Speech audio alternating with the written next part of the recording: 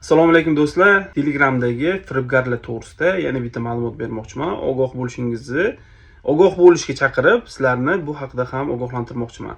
Hozir Telegramdan aloqaga chiqishdi. Xuddi ular meni Telegramdagi username'imni sotib olmoqchi bo'lishdi. Buning uchun menga katta pul taklif qilishdi. Ya'ni 4200 ton, ya'ni Telegram puli.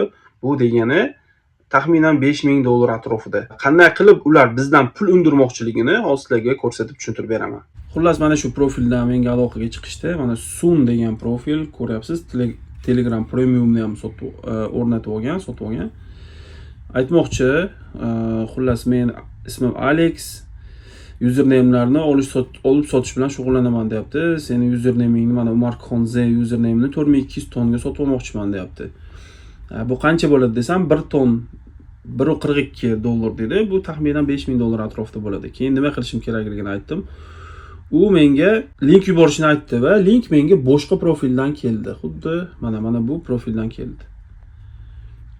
Bu hech qanday mana Auction Alert Telegramning o'zining rasmiy boti emas. Bu shunchaki boshqa profildan menga link tashadi. Lekin ko'rishimiz mumkin bu yerda hammasi xuddi originaldek va mendan confirm qilishimni so'rashmoqda. Shu yerda bitta ogohlantirish.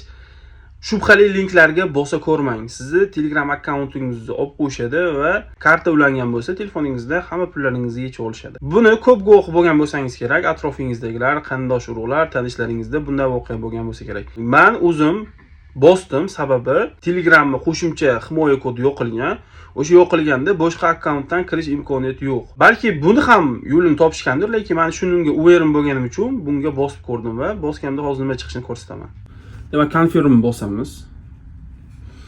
Telegram alertsdan mana bunaqa sahifani ochmoqda. Mana ko'ryapsiz.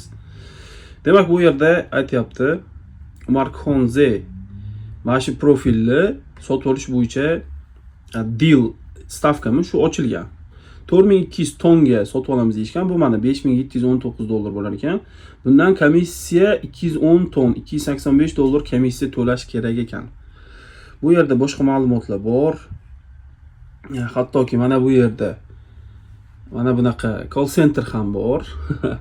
Bunga e'tibor berib turasiz. Keyinroq batafsil aytaman, o'chib qoldi hozir.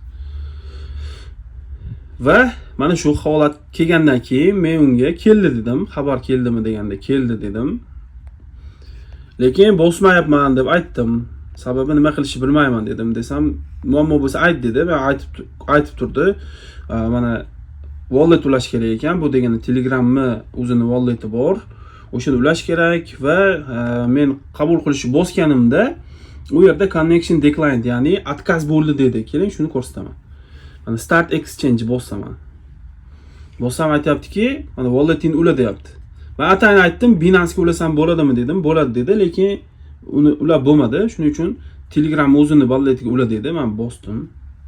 Ton akkauntimni ochdim va ana открыть ton qilamizda, подключить qilamiz. Buni akkauntimning o'zi kodi bor. Face ID orqali Face ID'ni yoqing deyapti. Face ID'ni yoqib olamiz. Ulandi, lekin mana ko'rishingiz mumkin, connecting decline turibdi. Bu ulanish muvaffaqiyatsiz amalga oshirildi degani. Bu yerga sababi hozir yo'qolib qoldi. Men buni screenshot qilib olganim, hozir sizlarga sababini ko'rsatib beraman. Mana unga tashladim. Decline deb yozdim. Desam, to'g'ri deyapti. Sen nima uchunligini o'qidingmi deyapti. U yerda sen shartlar bilan tanishib olishing kerak deyapti. Bu yerda yozganki, sizda yetarli pul mavjud emas balansingizda. Bu yerda 5%, ya'ni 210 ton balansingizda pul bo'lishi kerak deyapti. Hozir ular yuborgan linkka kirganimdan keyin men o'sha username'ni sotishimni tasdiqlasam, ular meni balansimdan 210 ton yechib olishlari kerak ekan. Men o'ylagandim, 4200 tonni ichidan olib qolsa kerak desam, yo'q, ular 210 ton yechib olish kerak deyapti. Keyin qiziq nima bo'lganini yana ko'rasiz. Keyin u menga mana fragment.com degan Telegram ofitsialniy rasmiy sayti bor. O'sha yerdan screenshot jo'natyapti. Mana shu bo'limda degan yozib qo'ygan. Mana sen ham men ham 5% dan to'lashim kerak deb yozib qo'ygan debdi. Degandan keyin mana shuni original fragmentga kirdim. Ofitsialniy saytiga kirdim. O'sha bo'limini topdim. Mana Auction and Sales deganda topib turib bu yerda yo'q-ku deb men tashladim. Xullas ular menga yolg'ondan yasalgan sayt skrinshotini tashlayapti. Mana hatto boshqachaligini ko'rishingiz mumkin. Mana bu yerda ham mana username, numbers va stars turibdi. Mana stars turibdi. Hozirgi holatda esa mana gifts turibdi. Gifts yonida new degan belgi ham turibdi, ko'ryapsiz. Ular menga eski yasashgan veb-saytlardagi skrinshotini olib tashlashyapti. Undan keyin men buni tashladim. Men topolmadim bu sen belgilagan joylaringni deb yozsam aytayaptiki, unaqada deydi, sen support bilan gaplash dedi, call markaz bilan. Demoqchiki mana belgini bosib call markaz bilan gaplash deyapti. U qaysi call markazi aytayapti desangiz, o'zi mana bu yerda menga yuborgan, yolg'on ekan. Hozir yuborgan mana bu veb-saytdagi mana shu call markaz bilan gaplash deyapti. Eng qizig'i bu yerda ham bu mashinlarni odam o'tiradi. Hozir siz yozsangiz, to'g'ri o'sha mashina bilan yozishasiz. Chunki ularni bergan linki bilan kiryapmiz, mana. Ular bergan link orqali kirib turib, o'shalarni odam bilan gaplashamiz.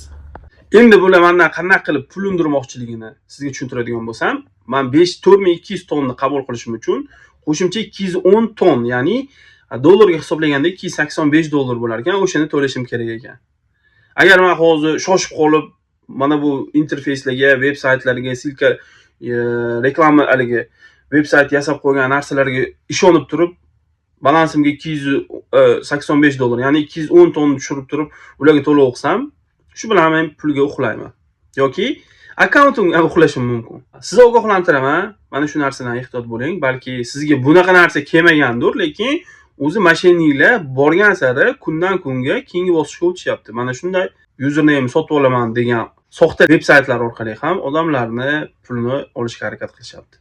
Ogoh bo'ling, tekin pishloq faqat qopqonda bo'ladi. Shu gapimiz yodingizda tursin. Hozir kunda o'zi pul topish qiyin, lekin ayniqsa mana bunaqa juda oson yo'llar bilan topishni deyarli iloji yo'q. Shuning uchun ishonib qolmang. Mehnat qilib topgan, qiynalib topgan pullaringizni bir chaqasigacha, bir so'migacha qadrlang, har joyga to'lov qilib yubormang.